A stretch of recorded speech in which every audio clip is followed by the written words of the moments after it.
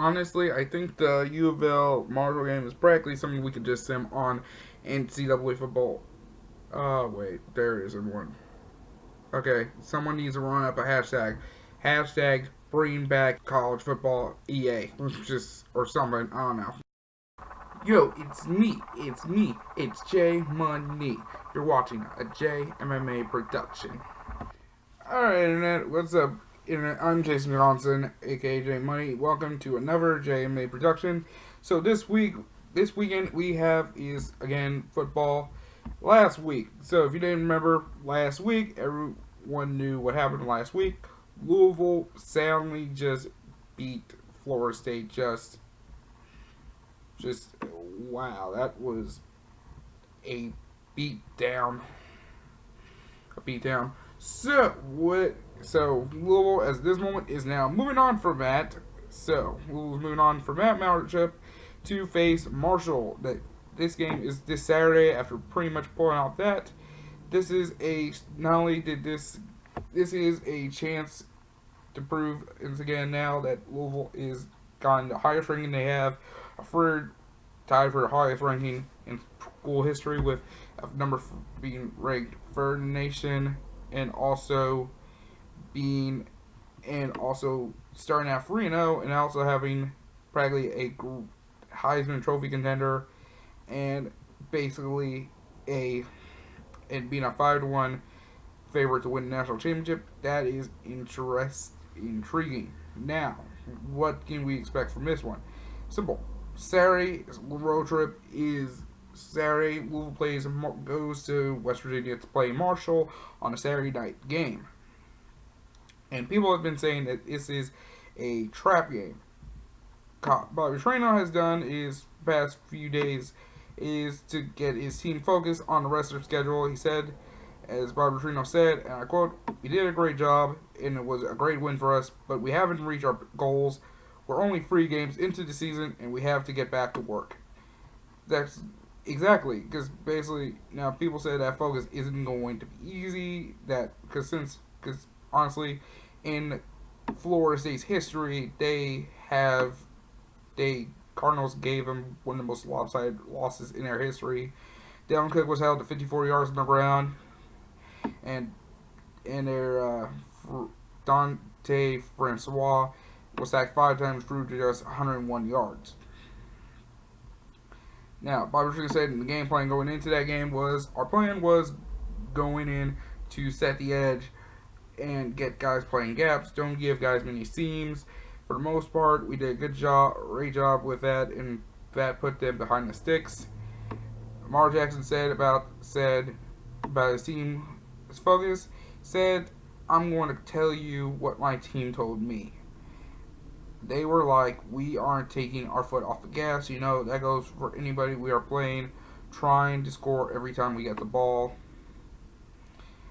Right now, Lamar Jackson is putting up video game numbers so far this season. He has 10 rushing touchdowns for 3 games, including 4 each of the victories between both Florida State and Syracuse. He's averaging 9.5 yards a carry, and he is a dangerous pocket passer right now.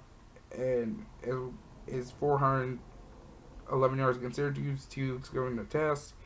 He is also ranked third in the country in yards per pass attempt at 11.1. It's not a one-man show. However, as running back Brandon Radcliffe had another 100-yard game against Florida State with 118 yards and a touchdown. He's averaging 11.4 yards a carry this year. And his 22 career rushing touchdowns are 9th all-time in Louisville. Wide receiver James Cook had 7 catches for 122 yards against Syracuse. He has now 5 career 100-yard receiving games. One of only 12 receivers has hit that mark in the program's history. Now, Marshall enters this game 1-1 after a 65-38 loss to Akron at home last week. The Marshall's quarterback Chase Liddon threw for 413 yards and 4 touchdowns in this game. Now, he said, as promised on the way out from his post-game press conference, "Just know this Marshall team is not done." Now, the Fighting Herd have surrendered 379 passing yards this time, including 7 completions of 20 or more yards and had 4 turnovers and also had a punt blocked. So for Louisville offense, this is a big game.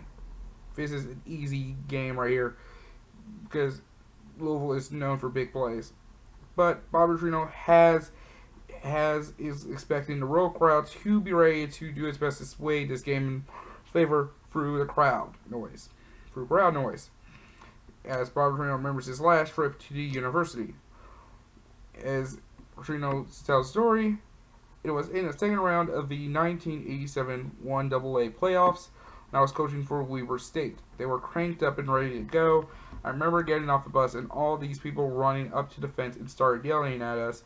So I imagine it'll be a pretty good atmosphere. I think it's great. It's what we like to do. Now, the last time these two teams played, it was in 2011, 5 years ago, as the Fighting Herd defeated the Cardinals 17-13. Now, this was also the first career start for Teddy Bridgewater. Now, Louisville's dropped the last 4 ranked meetings with the Herd and is looking for its first win in this series since they won in 1981 with a final score of 36-0. So, that's what's going on. That's what is this Saturday night. Louisville is a 27-point favorite at this point. At this moment, they are a 27-point favorite. 96% of, according to the matchup predictor, says 96% is favoring Louisville in this case, and as is according to ESPN's Football Power Index point index. The over/under is 74 points. Type in this game. Cards have scored an average of 65 points a game, while Marshall has scored an average of 50, and Louisville has allowed about 21 points a game, compared to Marshall allowing about 33 points a game. And yardage, Louisville has an over 130 yardage game, and has allowed less yardage.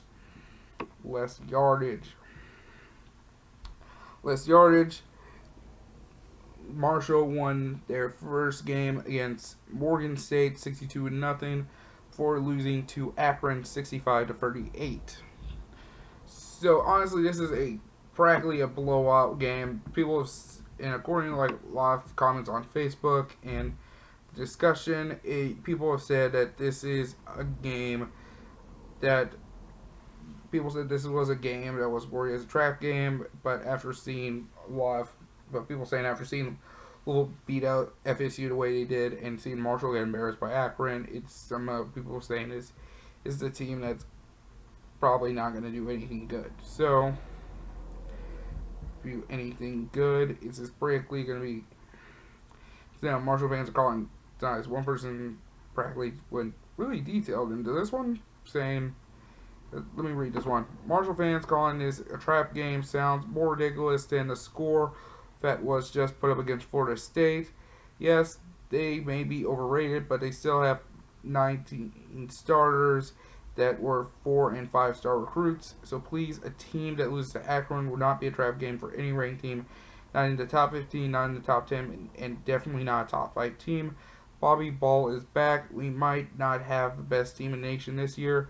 I still think Bama and Ohio State are way more complete, but trust me, Bobby will not be considering this a trap game. He will have his defense play even harder and offense even faster. Get ready for Clemson.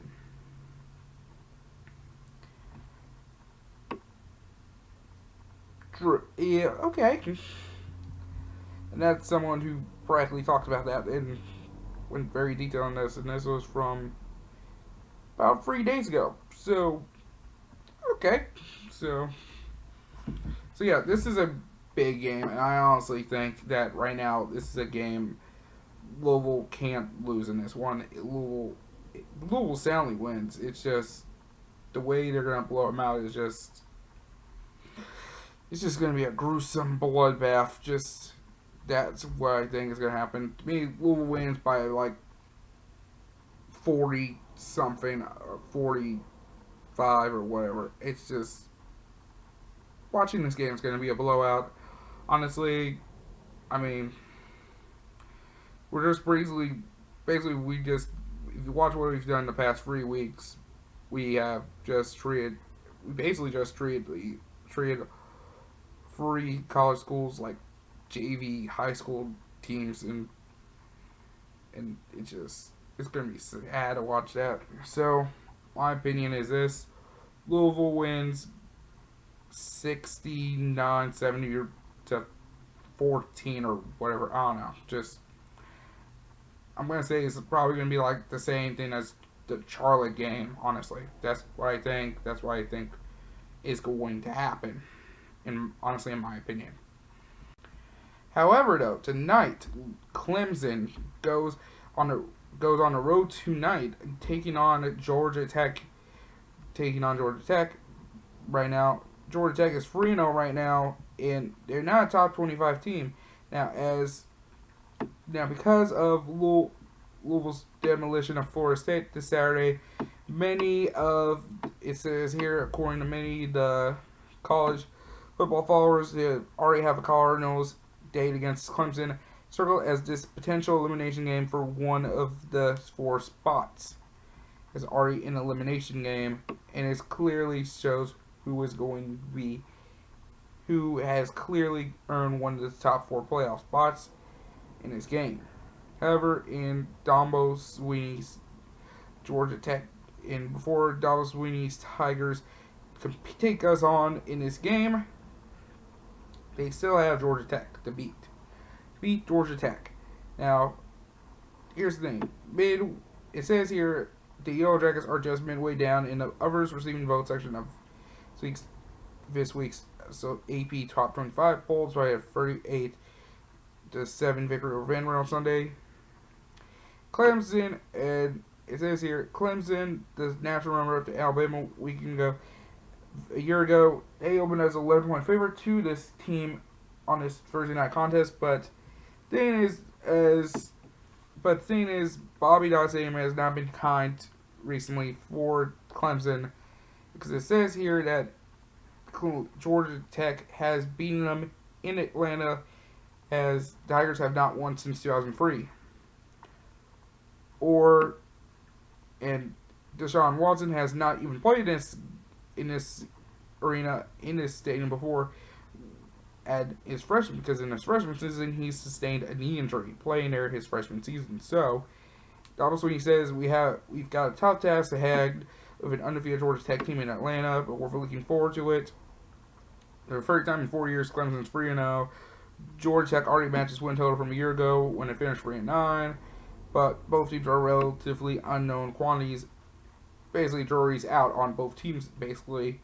Now, the Tigers have not actually shown themselves off. The first to open the season by beating Auburn 19-13, who was unranked, and Troy, who is a D2 school, a Division I AA-ish school, 30-24.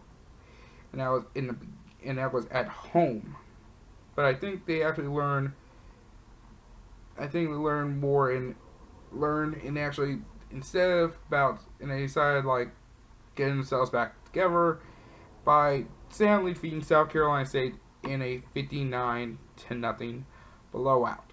Now Georgia Tech carved their 3-0 victories. 3-0 victories against Boston College, Mercer, and Vanderbilt. Now, Deshaun Watson says he is looking forward to taking his team to Tech again, despite rekindling the memory of a 2014 injury. He partially tore his ACL early in the game, though he wasn't even hit on the play. So, now this is their most recent defeat. This is the most recent regular season defeat. This was when the Tigers lost 28-6. That was their most recent regular season defeat. Deshaun Watson talked about that play as it was just one of those weird things that kind of happened. I have flashbacks about that play. Of course, it's going to pop up in my mind, but it won't be anything too serious. Now, it says here, to a man, Clemson's players say they are not looking past Georgia Tech and toward a potential showdown with Louisville, an approach that should be expected given the Tigers' 5 consecutive defeats at the hands of the Yellow Jackets in Atlanta. Yet the Tigers don't lack confidence. Jesus Christ. bad grammar. It says here, John Watson also says, if we do our job and play Clemson ball, everything should take care of itself. This contest will serve as a measuring stick for Yellow Jackets through 3 games. Georgia Tech offense has started to look like more of its old self. The option has been affected, and the drives have been long and sustained. But the question remains, how good are the Yellow Jackets really? Which actually makes sense. Question that.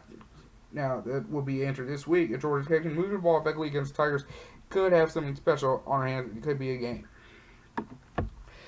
Georgia Tech coach Paul Johnson said, we've gotten better each game.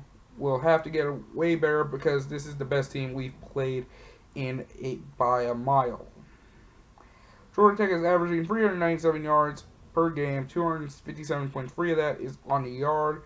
Clemson's defense ranks 8th in the nation in total defense with 250 yards per game and gives up just 92 yards rushing. So this game here could be a determining factor the question is the run game here. That's the question is, can Clemson stop Georgia Tech's rushing defense, stop Georgia's rushing attack? Now Coach Johnson for Georgia Tech says his team's offense is better than it showed in 2015, but hasn't approached the high standards set in 2014. He added, I think we have the potential to get where we were in 2014. That is possible if quarterback Justin Thomas continues to play as he did in a win over the Commodores. Thomas threw for 136 yards and 1 touchdown and rushed 11 times for 84 yards. Thomas says, we still have some issues, but from game 1 to this point, we're night and day a lot better. People are communicating more, coming off the ball better, and as a whole, we're starting to click. Got to keep getting better each week and not have any setbacks. Thomas has been around long enough to know that Clemson will provide a reality check because this is his first start against the Tigers. He led Tech to victory last year in 2014 before Luke getting pummeled 43-24 last year at Death Valley, rushing 14 times for 3 yards. He also threw for 159 yards and 2 touchdowns, but he was intercepted once and sacked twice.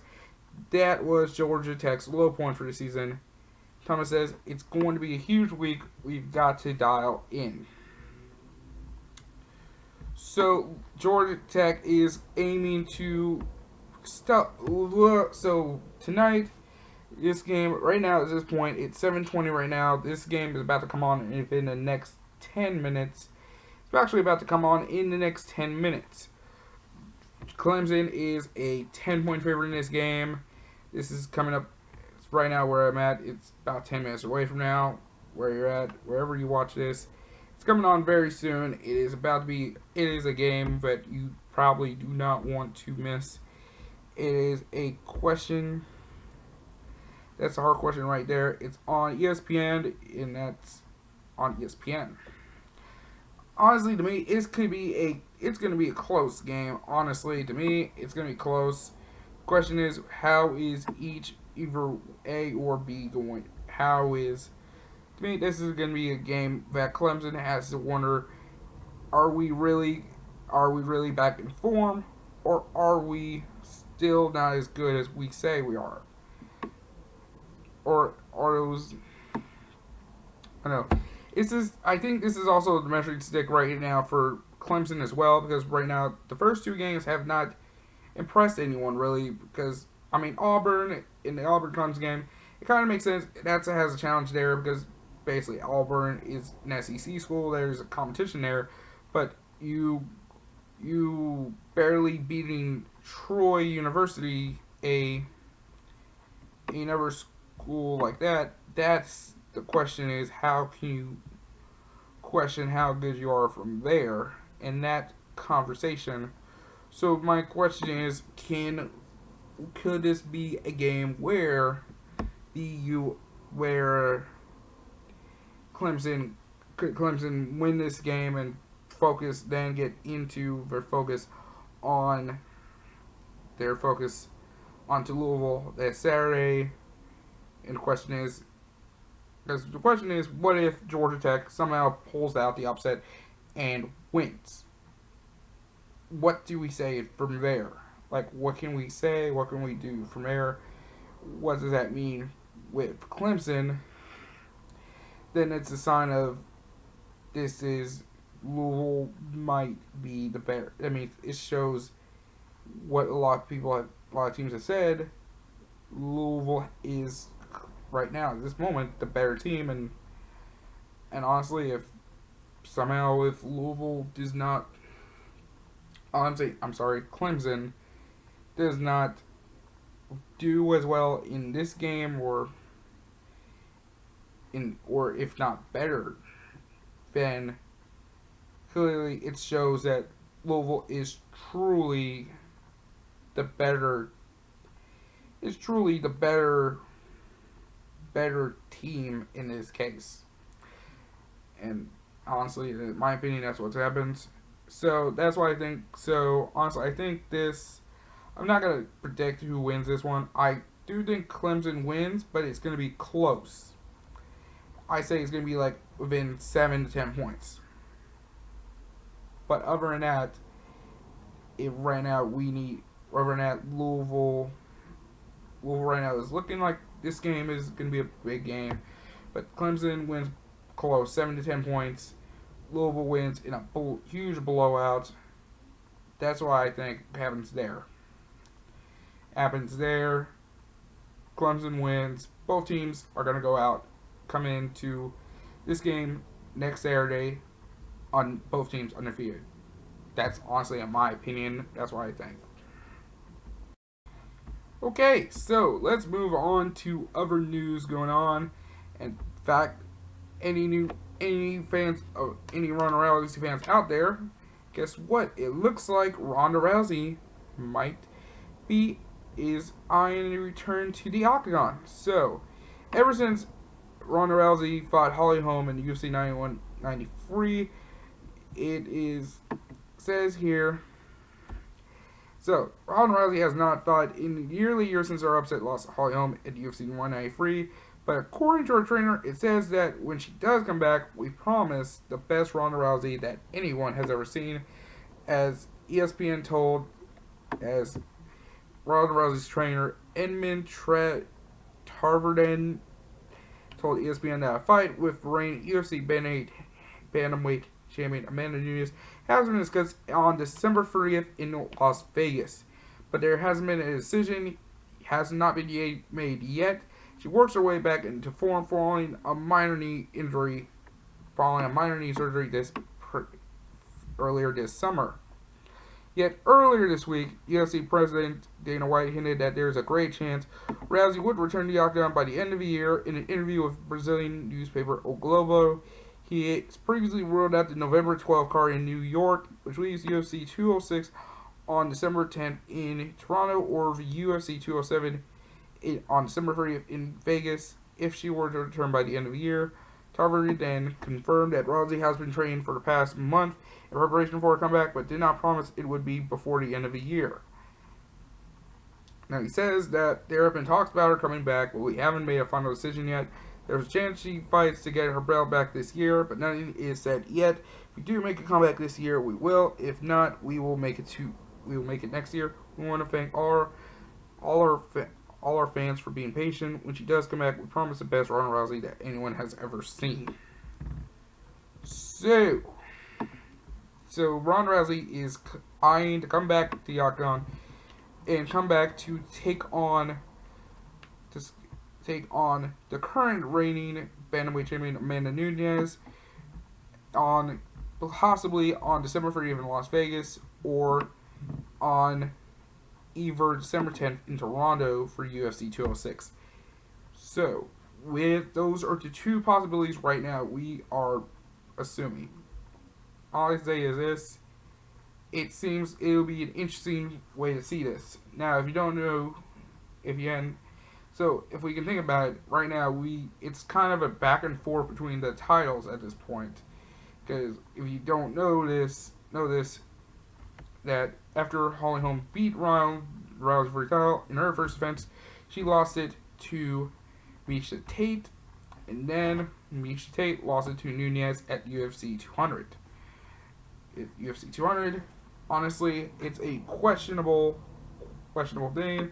Honestly, I think this one of these two fights is gonna happen. I think either if this is gonna be a fight that's gonna happen, it's gonna be a quick question. Is both men are submission experts, so both either is A gonna tap out or B get knocked out. Either way, it's gonna be an interesting fight to watch. It's gonna be an interesting fight to watch. I would be excited to watch it any form or fashion. So in NFL news, this weekend we got the Cardinals. So the Cardinals taking on Buffalo Bills in Buffalo. And then Oakland Raiders take on Tennessee Titans. Then Cleveland Browns travel to Miami, take on the Dolphins. Then Baltimore Ravens take on Jacksonville Jaguars in Jackson, take on Jaguars in Jacksonville. And Detroit Green Bay division rivalry there at Lambeau Field. Denver takes on Cincinnati. Takes on the Bengals in Cincinnati. We got the Vikings take on Panthers in Charlotte. We got Washington. We got the Redskins versus the Giants in MetLife Stadium. Not only that, we also get to see Josh Norman, Odell Beckham Jr. round 2. Let's see how that goes. The Rams travel to Tampa Bay, take on the Buccaneers. We got San Francisco, Seattle, usually rivalry game, but somehow after last year and year before, after last year, that game has sort of lost its luster. But let's see how that goes. The Jets take on Kansas City. We got the Chargers taking on the Colts in Indianapolis. Then we got the Steelers taking on the Eagles in Philadelphia in the Battle of Pennsylvania. Then at the night game we have Chicago taking on the Cowboys. We got the Bears versus the Cowboys in Dallas. Then on Monday Night Football we got Atlanta taking on the Saints in New Orleans. And basically this is a class in this game. It is basically going to be a big one because 10 years ago was when Hurricane Katrina happened, and basically 10 years ago also Atlanta and Saints played against each other in their first game of a newly rebuilt Superdome. So it's going to be a close. So this one is going to be a big game for both teams in that department. So what can I say about this? Also, tonight, and speaking of which, tonight, New England, the Patriots host the Texans in a Thursday night game. Jimmy Garoppolo is injured. Speaking of which, Jimmy Garoppolo out in the game. But speaking of which, Robert Gronkowski is back in. So there's a bit of a positive there, as Jacoby Brissett has his very first NFL start this season. So right now, what can I expect from this season? One thing I'm pretty much focused on is the Ravens Jaguars game. Honestly, in my opinion, Ravens need to not have as slow start as they do before. Ravens needs to go in swinging, start throwing bombs and everything. Just because you cannot have a slow start, because from what happened Sunday. Because if you didn't know, Ravens came back after being down 20 points down in the first quarter. So the Ravens need to not let that happen again. Honestly, Ravens need to score. Needs to go in and score immediately, push the pace, take out the crowd, do whatever they can at the beginning, and win to get the start they need on a first, quick, hot, fast start before to take the game out, take any form of a comeback out of the equation. I see this according to Actually, speaking of which, let me move. Moving his neck. Okay. Recording. Let's see here.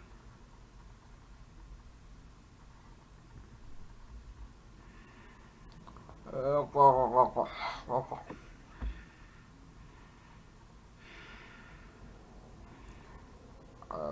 had no idea what I was doing.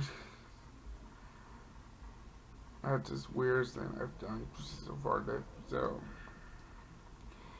So right there, it's right now the Ravens 2-0, as the Jaguars are 0-2. Somehow, some way, 53% predicts that the Jaguars will beat the Ravens, according to ESPN's FBI. Ravens are 1-point favorite heading into this game. Over under is 47 points. Right now there is two, according to the injury report right now, El Sumro is hoping to come back. So basically that's going to be a good thing for us. Coming into that, it's going to be a great game there. So he says we're going to need him back this season. Because we're going to need him back. The Ravens have beaten the Buffalo Bills 13-7, and once again beat Cleveland a score of 25-20 after coming back from 20 points down in the first quarter. Now Jaguars, their last two games, they lost to the Green Bay Packers with a score of 27-23. Now it is shown, what we've heard was that they have found missed calls from that game, so basically Jacksonville could have actually won that game. I don't know why I just said that. And then lost soundly to the San Diego Chargers. Honestly, in my opinion, I think the Ravens are probably going to win this game. Honestly, in my opinion, that's what I think will happen.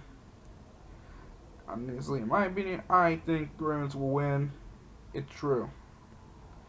I think the Ravens are going to win, despite the fact that some of the past few games the Ravens, Jaguars have played against each other. It's been more of the games have swayed somehow in the end, ending with Jacksonville pulling off some form of win. Just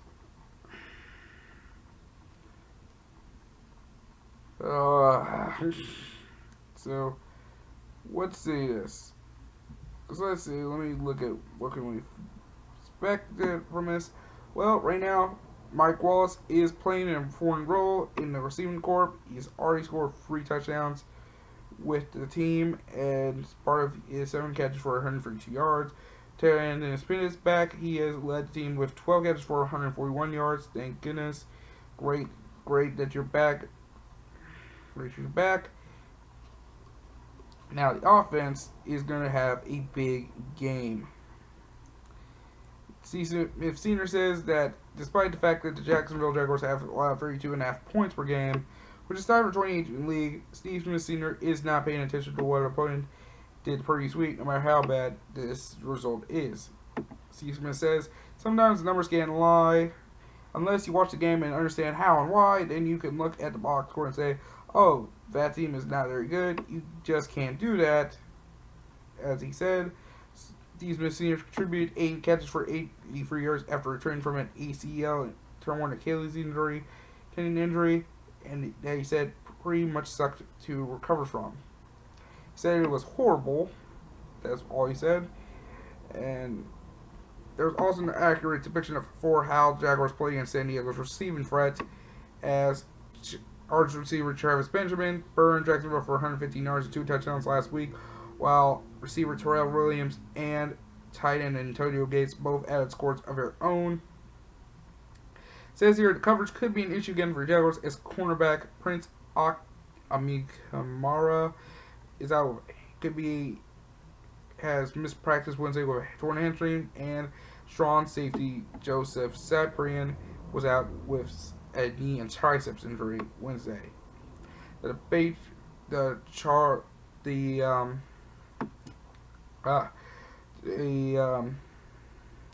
the Jaguars were also left with left tackle Kelvin Beachum with a concussion, defensive edge Jared Odrick with triceps injury, and receiver Allen Robinson with an illness.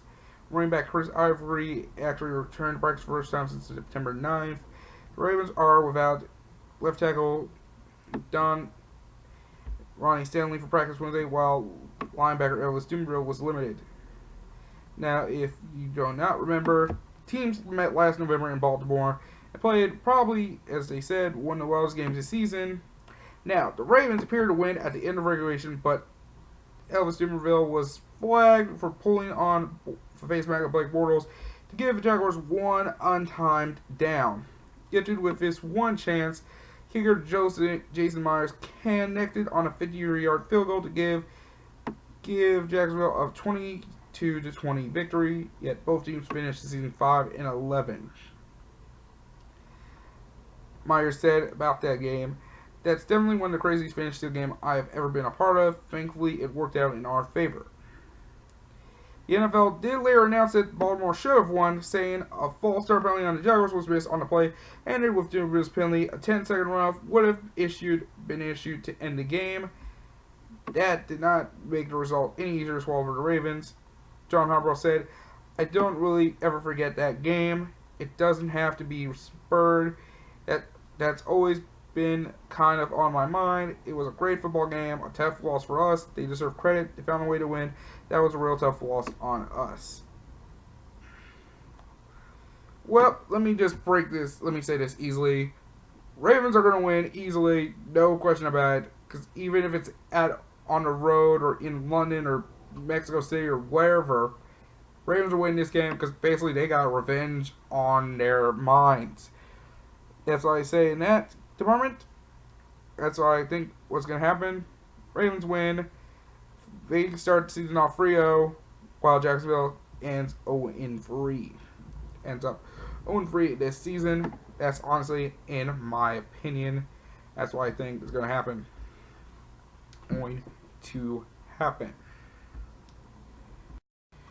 Okay, so I think that's enough right there, because right now I'm gonna stop right now. I think that's enough sports news for this moment. I think that's enough to talk about. That's all I see right now. That's all I think is gonna happen this weekend. Speaking of which, I think this season, basically if you don't know what's gonna happen, simple. I think fought this through perfectly. I said this. Louisville's going to win very soundly. Clemson barely beats Georgia Tech. They sneak one out there. Speaking of which, an update's actually coming up. Speaking of which, I think we have an update on this game, as I think Deshaun Watson just scored for Clemson is up now 7-0 actually. 11:20 in the first quarter, and 11:20 in the first quarter. So, in Clemson's opening drive, they scored a touchdown. So, Clemson up 7-0 in this game. Is now up 7-0. If you actually want to watch that game right now, it is on ESPN right now. That's game that's on right now. So, yeah. If you actually want to know, that's what I think about games. Tell me if you guys think. So tell me at home. Tell me in the comment section below. Tell me on Google Plus. Tell me on Twitter. Tell me on Facebook or wherever. Tell me, what do you think is going to happen this weekend? Who do you think is going to win? Do you think we'll win this? Or what's the score? What do you think is going to be the score prediction in this game? What do you think is going to? Tell me what do you think is the final score of Louisville Marshall game, and what do you think the final score would be for Ravens Jaguars game? Tell me anything. Tell me what you guys think. I want to hear you guys' feedback. Let me know what you guys think is going to happen.